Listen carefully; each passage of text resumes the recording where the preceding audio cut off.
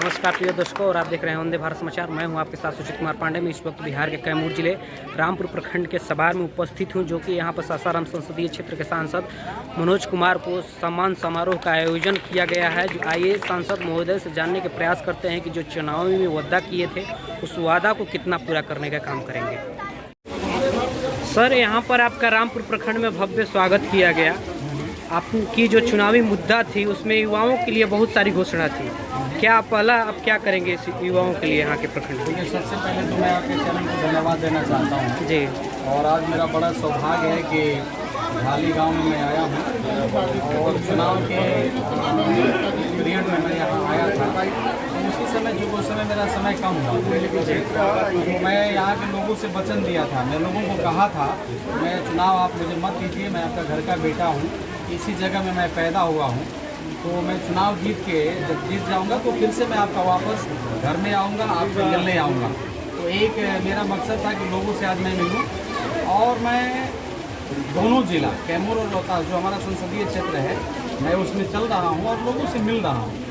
Main मकसद ये है मिलने का, जैसे आपने एक सवाल कहा कि आप चुनाव के समय में बहुत सारा वादा आप लोग कीजिए, तो वही वादा को पूरा करने के लिए हम गांव-गांव चल रहे हैं जी। उसी वादा को इम्प्लीमेंट करने के लिए, उस वादा को कैसे हम जो वचन दिए हैं चुनाव में, युवाओं को वचन दिया गया है, किसानों को वचन दिया गया है, महिलाओं को वचन दिया गया है, गरीबों को वचन दिया गया है, बहुत सारा वचन चुनाव में दिया जाता है जी।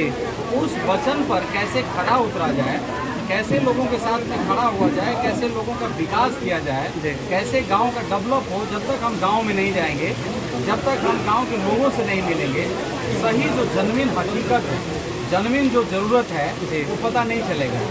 एक कारण है कि गांव में आने का, लोगों से मिलने का मेन कारण है कि वहां जाना, लोगों से मिलना और उनकी समस्याओं को सुनना। जैसे मैं यहाँ आया तो हमारे गार्जियन जो हैं, शैबर मुखिया जी तो हमारे गार्जियन हैं और कांग्रेस पार्टी के वरिष्ठ नेता हैं। तो उन्होंने कहा कि इस गांव में एक बहुत ज़रूरी है कि आप एक लाइब्रेरी दे दें ताकि हमारे बच्चे जो पढ़ लिख रहे हैं वो किताबें पढ़ें और अपने भविष्य को जानें, अपने इतिहास को जानें और आगे बढ़ें। इन सारे चीज़ों को गांव-गांव चलने से जो सही में जो नीड्स है गांव के लोगों को वो पता चलता है जी। उसके ऊपर मैं काम कर रहा हूँ। करमचट डैम का बंधे हुए लगभग 10 साल हो गया, लेकिन अभी भी माइनर न मिलने की वजह से यहाँ के किसानों के लिए बहुत बड़ी समस्या होती है। सर देखिए, करमचट बांध मैं आपको बताना चाहता हूँ, बाबू जगजीवन राम जी जो हमारे महापुरुष रहे हैं, आदरणीय बहन मीरा कुमार जी जो स्पीकर थी, पूर्व स्पीकर थी, मंत्री भी थी और बहुत ही वरिष्ठ नेता हैं। वो हमारे भी नेता हैं, हम सबों के नेता आदरणीय माननीय बहन मीरा कुमार जी के कर कमलों के द्वारा, बाबू जगजीवन राम जी के कर कमलों के द्वारा ये करमचट बांध माइनर सब बनाया गया था जी। लेकिन बहन जी को इस क्षेत्र से, जैसे बहन जी चुनाव हार गई, चुनाव नहीं जीती, उसके बाद से ये क्षेत्र वंचित रह गया। बहन जी ने तो वादा की थी कि बहुत सारा माइनर को जुड़वाएंगे, ये डैम को बनवाएं और इस एरिया के लोगों को उन्होंने चाहा था कि उसको, इन लोगों को जो सिंचाई, जो किसान है यहाँ, किसान पानी के लिए सफर न करें। लेकिन दुर्भाग्य है कि पिछला 10-15 साल 10 साल हुआ क्या कि यहाँ हमारी सांसद नहीं रहे, बहन जी नहीं रही, हम लोग नहीं रहे, तो केवल लोग बात बनाया, कुछ नहीं किया। मैं आप लोगों से भरोसा दिलाना चाहता हूँ, वो बात बीत गई, जो हुआ सो नहीं हुआ अब। लेकिन मैं ये कहना चाहता हूँ कि इसके ऊपर में काम होगा और मैं बहुत जल्दी इसके ऊपर में वर्कआउट करूँगा। प्राथमिक स्वास्थ्य केंद्र है लेकिन वहाँ पे एक भी अभी तक डॉक्टर नहीं है। सर आप मुझे लिख के बता दीजिए, जहाँ डॉक्टर नहीं है जी वहाँ 2 दिन में डॉक्टर जाएंगे। ये मैं आपको गारंटी देता हूँ, ये हमारी गारंटी है, मोदी वाली गारंटी नहीं है जी, ये हमारी गारंटी है, पक्का मैं वो तो बोल रहा हूँ।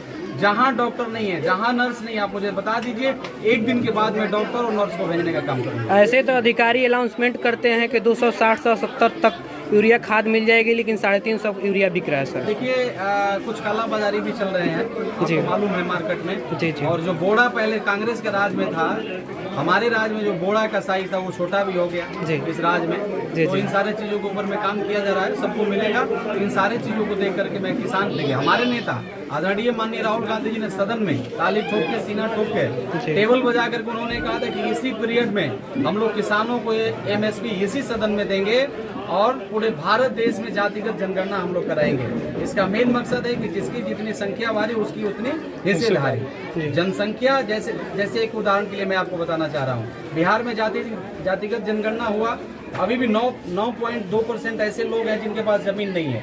अब जमीन नहीं तो रहते कहाँ हैं, नहर पे रहते हैं, पोखरा पर रहते हैं, और समय समय पर अतिक्रमण लगा के ढहा दिया जाता है बुलडोजर ला करके। और जब ढहता है घर तो जो लोग होते हैं, कुछ लोग हंसी मजाक में उड़ाते हैं क्योंकि गरीबों का घर ढहता है। जी।